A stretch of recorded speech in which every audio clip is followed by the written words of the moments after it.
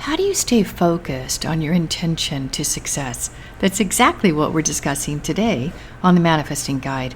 But just before we do that, if you'd like to tame your dragons of distraction so you can get the profitable and meaningful things done, please check out the Power to Focus online training. Link will be in the show notes.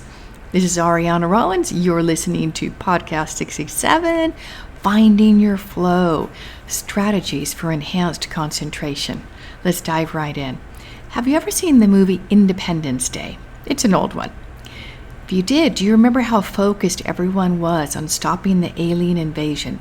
Nothing distracted them. They were working together.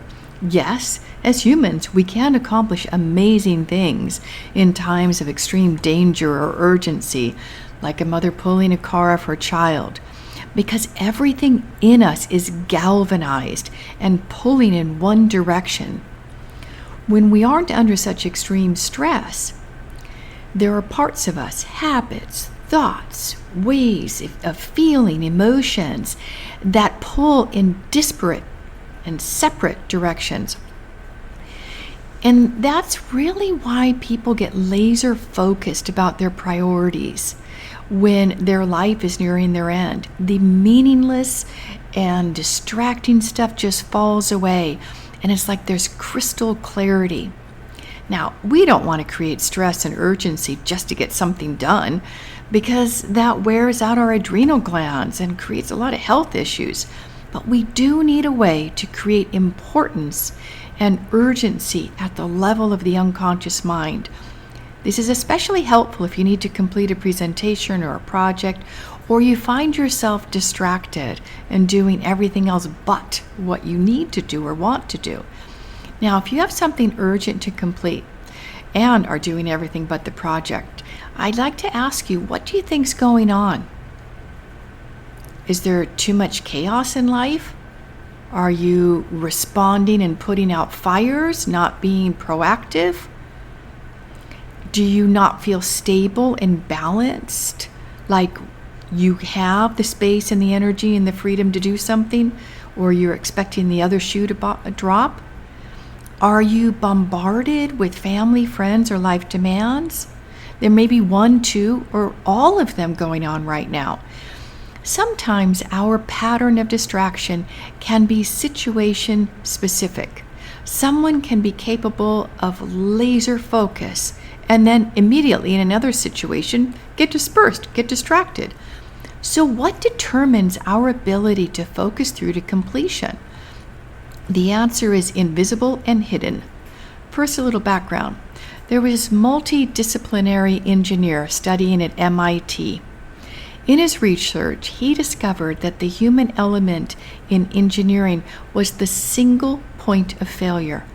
So he studied how the human brain works to get things done and uncovered how lack of coherence is make or break to someone's follow-through. Dr. Joe Dispenza also focuses on brain coherence. He achieves that through meditation. What we do in our work is we achieve that coherence in a different way and in many ways much faster. So let's talk about what happens when our brain lacks coherence. There's something called blockers. Those are habits, ways of thinking, ways of feeling that undermine our progress, undermine our success. And they're just, blockers used to be effective in the past. And so we make them habits, really. And there's an automatic knee-jerk reaction. So that blocker then takes charge when we're under stress. And my goodness, are we under stress on the planet, right? So this lack of brain coherence can be called blockers. Well, this man researched what triggers blockers and how blockers act and why they act in that way and their reasoning. By the way, blockers get established when we are forced to cope with situations that are beyond our capacity. It can happen when we're young, at school. It can happen throughout our lifetime. And what is most important to remember about them is that they are beneath our conscious awareness. And until we can So you may say you want a certain thing, but there is a prime directive of do no harm. So there are parts of you that are trying to protect you from disappointment, failure, and they conflict. And so they will do whatever it takes is necessary to preserve you and protect you. And the self-preservation thing's huge, especially if your security foundation gets triggered. If you've had a loss, maybe a loved one, a relationship, a job, or just something that you'd put a lot of time and energy into didn't work out, that can shake your foundation. And then we stop and we scramble back to create stability. So how do you understand what need is getting met? Okay, so let's do this. And I'd like you to remember back to the last time you were distracted. Maybe you had to complete a task at home and you wanted to watch a movie instead, or you wanted to relax. It was a holiday recently, and so you just needed to decompress. So you used your time off differently. By the time you get back to work, you're looking back and saying, wow, gosh, I had 4 days off in a row. Look at what I could have done with that time. Okay. So now I'd like you to think about what you did do with that time. Did you go out with a friend or a loved one? Did you rest? Did you have quality time with your family, a child? Did you recharge? Did you do something that always lights you up? Maybe it's reading a spiritual book or walking in nature. So at the end of your time off, I'd like you to review, how did you feel? Besides that noise of, oh, I should have done that. Separate yourself from that right now. How did you feel? So you may say you want a certain thing, but there is a prime directive of do no harm. So there are parts of you that are trying to protect you from disappointment, failure, and they conflict. And so they will do whatever it takes is necessary to preserve you and protect you.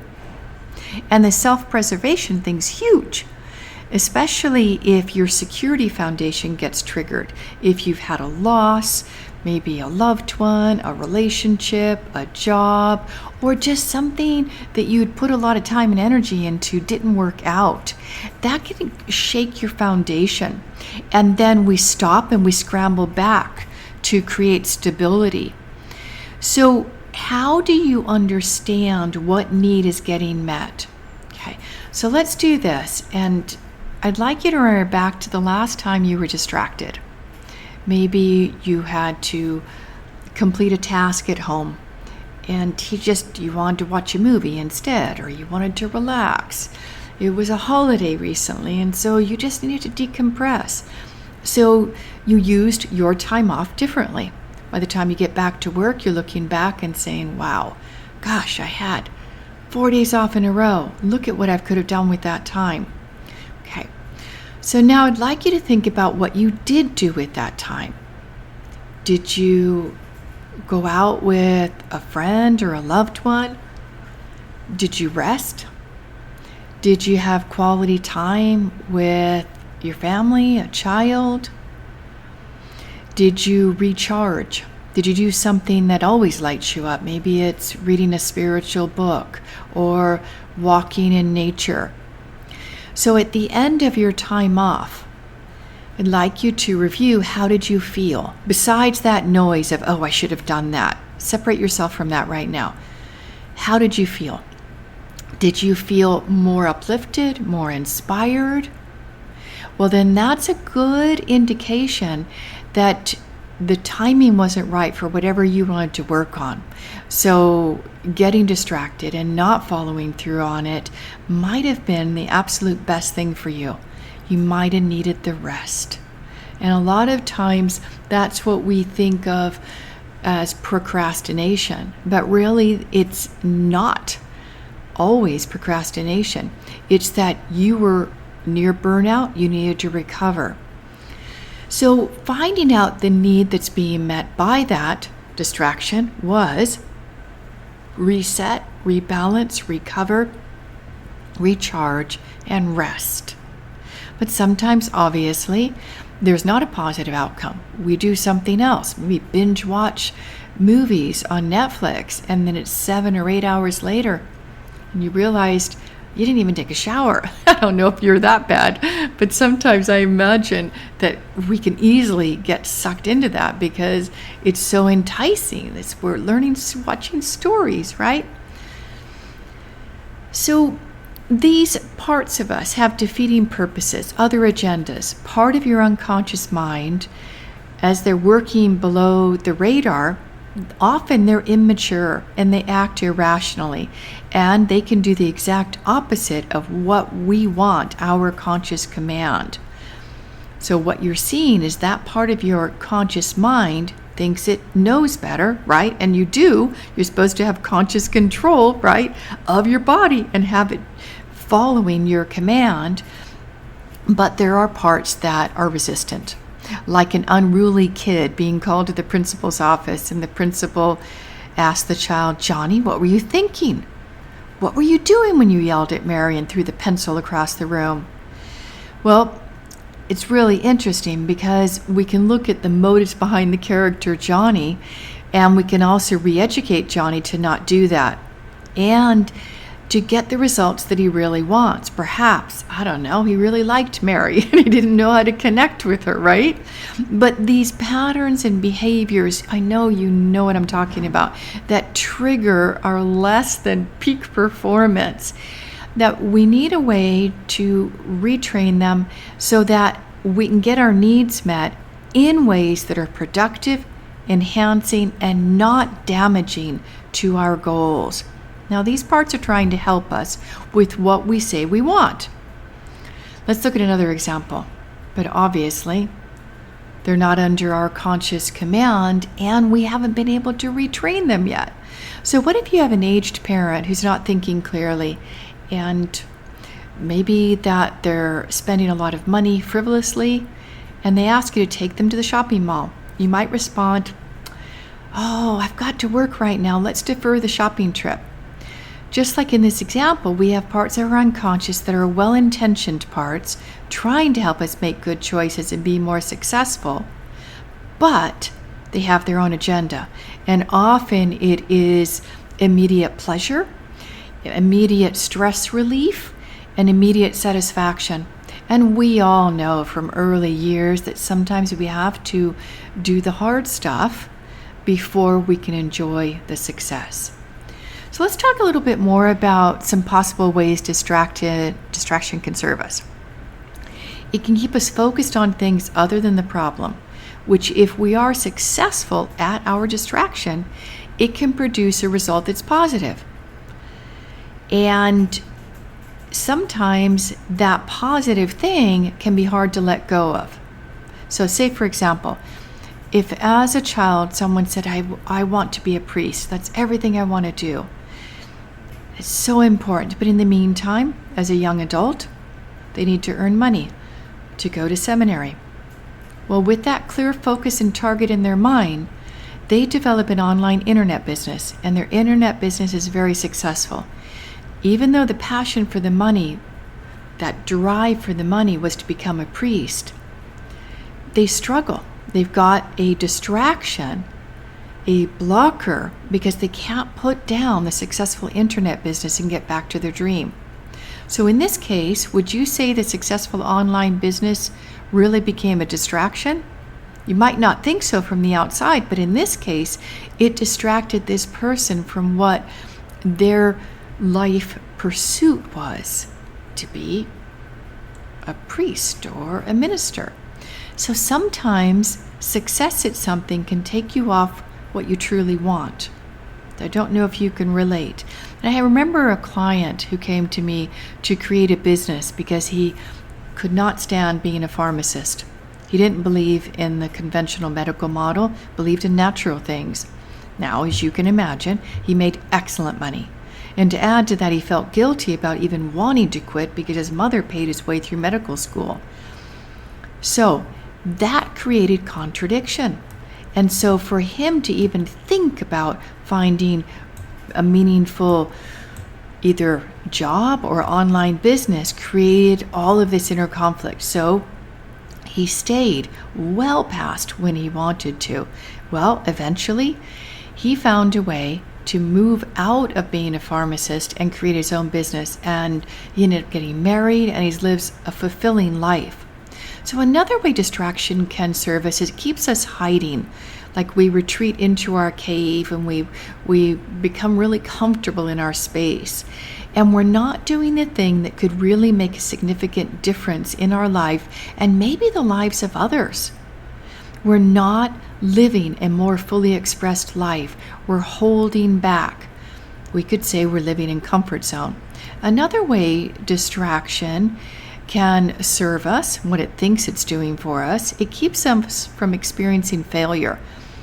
Because if we dabble at a project or a goal and never know the joy of success or the learning that will come from the lack of success, it's always pending. It's like, wow, when I do that, that's going to be really successful. But I'm not feeling the timing's right now, so I'm just going to put it to one side. And those things, as we get older, they kind of beacon to us, but it's very soft. The sound of the subtle message of, remember when you wanted to do that? Remember that project?